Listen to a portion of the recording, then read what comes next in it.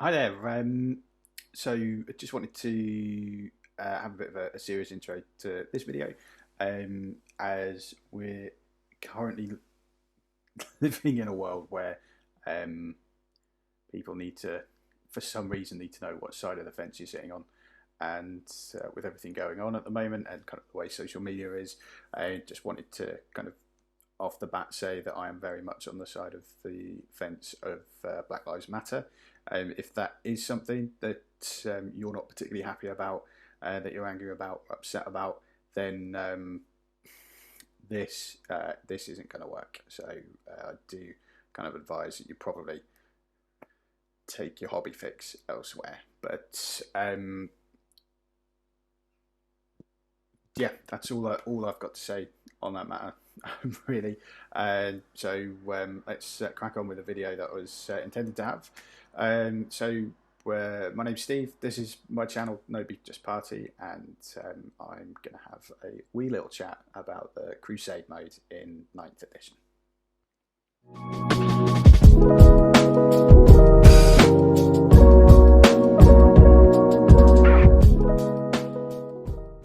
Okay, so let's talk about the new Crusade mode for 9th edition. The chaps over at Warhammer Community, they did a little, it wasn't really a Q&A, it was just a kind of like a little tidbit type chit chat on the Twitch channel. So they revealed quite a lot of stuff in a short time there, so kind of a lot to unpack. I was very interested before, so let's see what they did let us know. Got my trusty notepad here again. That did let us know, and hopefully it's going to be as exciting as what I thought it was. So it looks like they're going to be putting a bit more focus on narrative play, and in the kind of context that they're going to be adding consequences to those narrative games that you have, which is very interesting. So where the Crusade is going to be like a one-player campaign. It doesn't matter if the person you're playing against is in a Crusade, as well as they've kind of made a little ruling towards that. If one of your mates is strictly a full-on tournament player and just wants to play a points list, then you can still do that. It doesn't matter if they're in a Crusade or not. But I'll get to that later on. But so you basically, the kind of core element of it is you choose a faction and you build a warband. You start off at 25 power level, and the maximum that your roster can be 50. Now, I've never used, in the very limited games I've played, I've never used power level, so I'm kind of not 100% sure how that works. I assume it's very similar to points, and it roughly works out 25 power level is roughly 500 points, and then 50 is roughly 2,000. I assume that's how that works. And the matches that you play are based on the mission, and each mission, from what I could gather, is different power levels. So if you have a roster of like up to 50 power level, you can pick and choose from that roster, which I think is quite a nice touch. Something I'm used to from playing Warcry, so it's quite easy to get my kind of head around that. And I very much like the campaign mode in Warcry as well. So it's it is sounding like something that is very much my jam, so to speak. But let's see. So what was next? So at the end of each battle that you have, there's going to be those consequences that we mentioned. So at the end of each Crusade match, you get things called requisition points. Those requisition points are basically the currency, the filthy wonga that you get, and you can use those to upgrade units, unlock stratagems, buy in new units, and get kind of like new gear for your team. And there's also things called battle scars, which again, very similar to Warcry and other games where, depending on what happened in the battle affects your squads, your characters, and things in certain ways. The thing that they keep kind of chucking out there at people is, so for example, your grizzled veteran could be so messed up that the only kind of option for them going forward is to be put into a dreadnought, which is quite a cool like bit of fluff and bit of story for your army. How they can tie that in with other armies, though, I'm not 100% sure. You know, could you have to put certain, you know, you could put your certain orcs in a killer can and things like that. Very, very interesting on how that's going to go. But it does sound like it's not just going to be limited to the factions that are in the starter box. So there's going to be a core set of rules, and any faction can just jump in and start playing the game, which it sounds like they're pushing a lot of effort into this particular style of playing the game.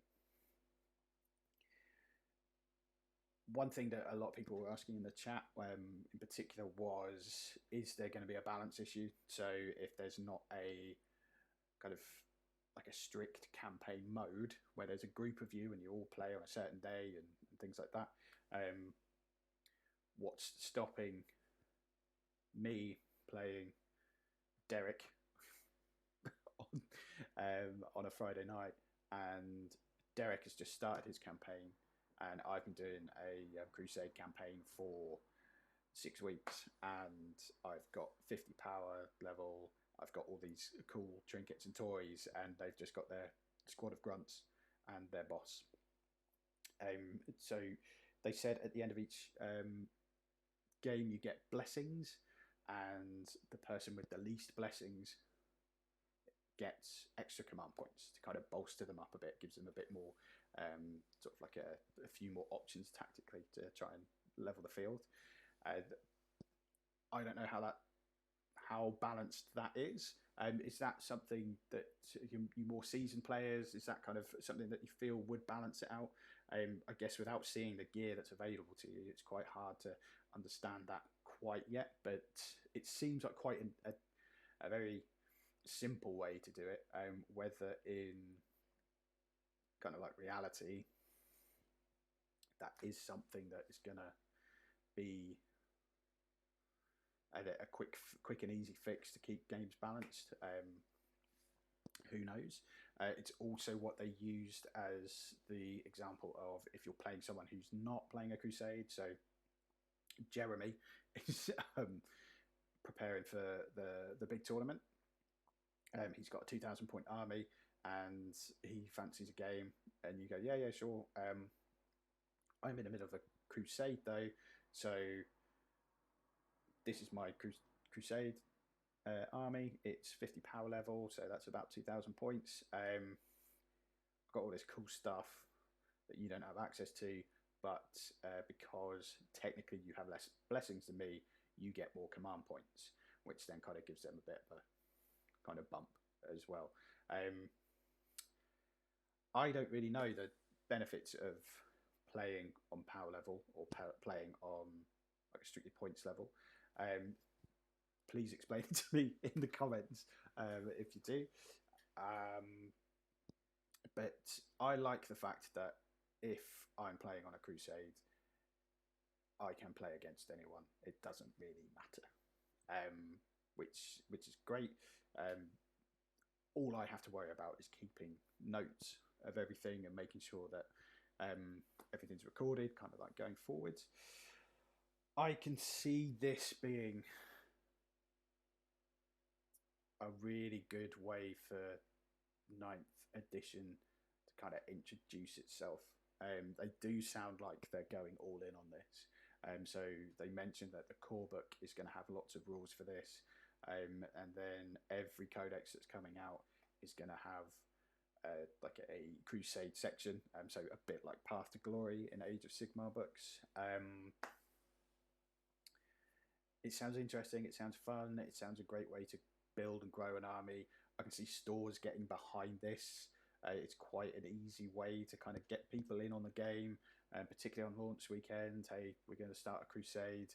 How about you buy a start collecting box, and we all kind of see how we can grow together. So a little bit like an escalation league, but with a bit more kind of rules and a bit more kind of like meat to it and ways of personalizing it to yourself. The two guys that were hosting the chit chat were very much seasoned players. Might want to, as their crusade goes further, might want to convert and add things to their models based on the things that they get, and they both seemed quite excited about it. And so if people who have been playing and involved in the game for a long time have been excited about it, then I'm quite happy that I'm excited about it as well. But what are your thoughts? Do you think, is it, you know, are you going to kind of jump into Crusade? And do you think that Crusade is a waste of time? Does the power level put you off as opposed to just using points? If you are going to do a Crusade, do you have any idea who you're going to do what faction you're going to Crusade with?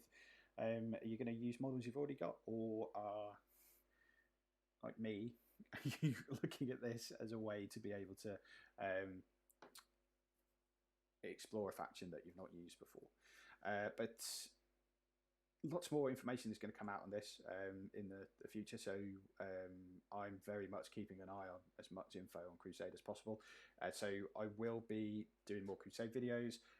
When 9th launches, I'm going to do videos about my personal Crusade and maybe a few of my friends getting involved as well as that.